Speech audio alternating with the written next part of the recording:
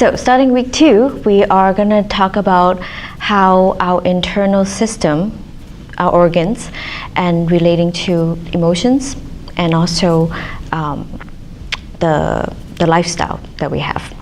But I want to really focus on the first thing is people have, in our society, we kind of get used to an idea what digestion is all about. So when I ask people, do you have a good appetite? They will say, yes, I do, And then when I start counting what they eat, they're actually eating very small portions. So we were trained to eat small portions throughout the day, and when we eat a big portion or a regular portion, like a meal size, then we realize we have digestive problems. You feel bloated, you feel gassy, you feel it takes longer to digest.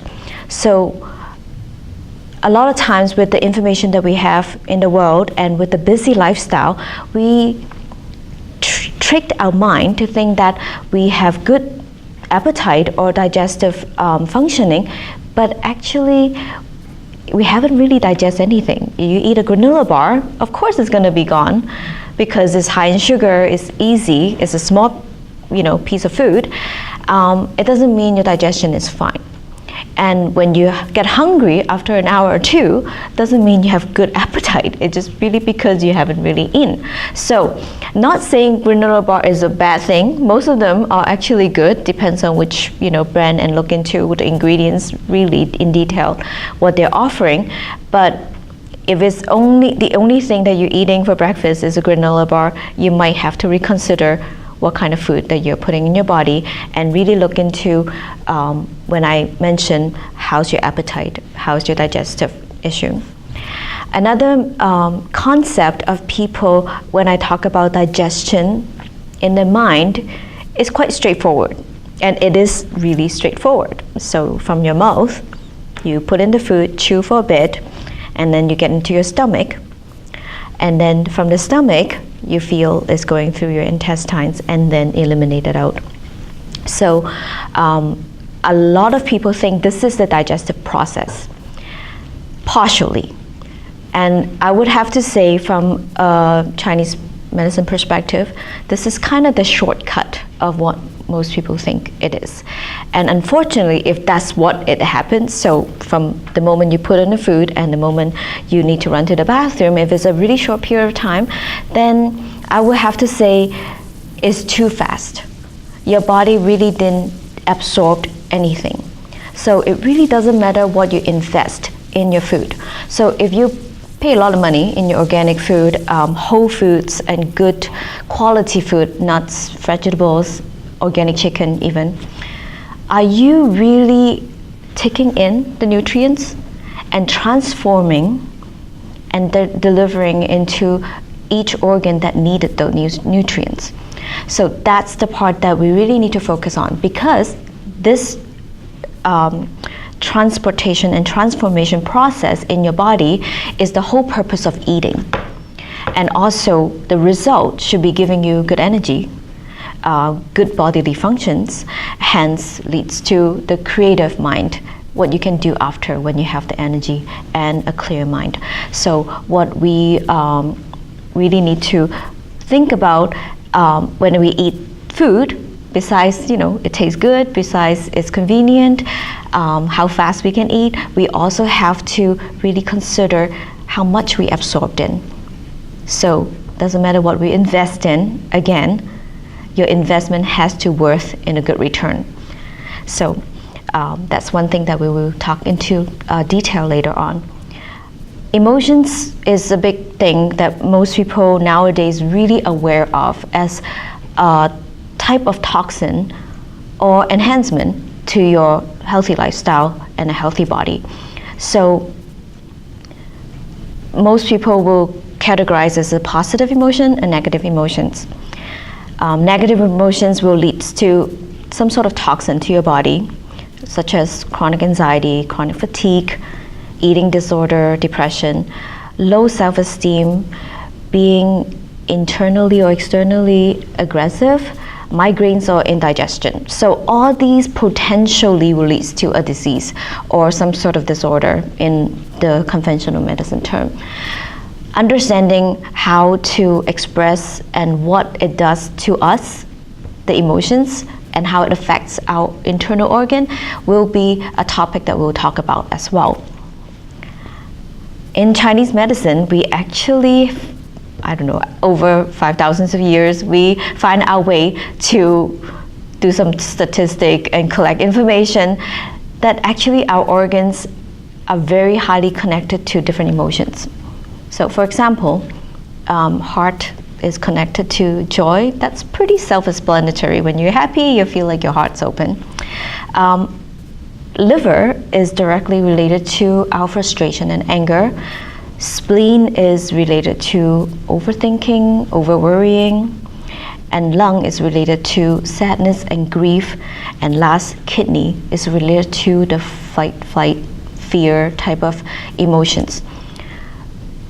If we relate that to our daily life, then you will understand there are many different ways we can actually damage our health, damage the health of the organ, hence their functioning with different type of emotions. So we can learn more about this if you're interested later on as well. We always seen those biological clock or the chart on internet, and it says, when you from 7 a.m. to 9 p.m. or 9 a.m. this is the organ that is benefiting the activity and the food that you take. A lot of people will focus on, I would suggest people to start focusing on is from 11 p.m. to 3 a.m. the gallbladder and the liver functioning. So in Chinese medicine, between these 4 hours is when your liver and your gallbladder actually get to rest. If you don't rest in those time, which in the city lifestyle, our busy lifestyle, 11 p.m. is like just when you start to relax, which is watching TV, like scrolling on your Facebook and reading leisurely. But really, it is the time for you to rest, as into your sleep, and slowly get into a deeper relaxation.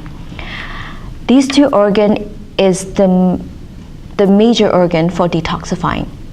So if you continue to work and not allowing these organs to fully relax, you won't be able to have a proper detoxification for your body. So link back to the first week, we really want to do our detox of our body right. Naturally, you need to rest those organs. So doesn't matter what program you're on, naturally and free, those hours, if you can manage to sleep well, you will halfway, towards your detox program.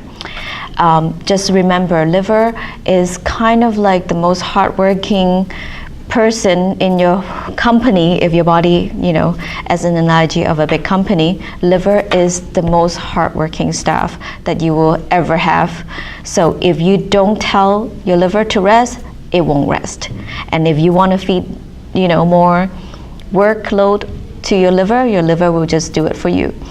And the consequences of it is it will get really irritated and angry, and it will manifest, to you, as in you get irritated and angry for no reason, or very sensitive to it, or it will eventually break down and stop the functioning.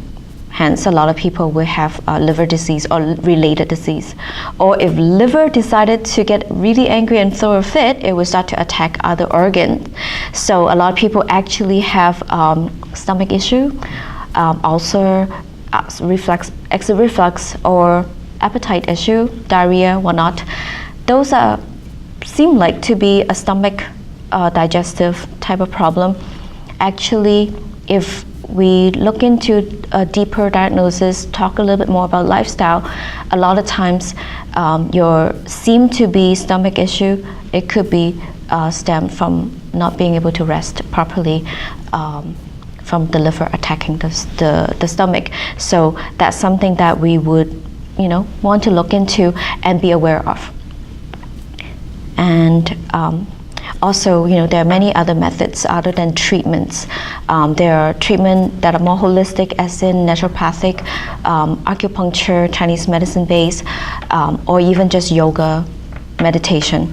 So I wouldn't suggest one thing is best. It really depends on what's suitable for your lifestyle, your age, and your physical ability. So again, all these great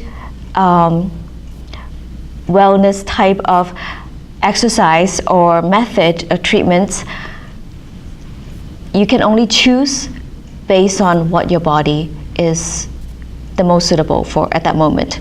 So understanding your own body condition, understanding where you're at your health will be the best way to start choosing those treatments.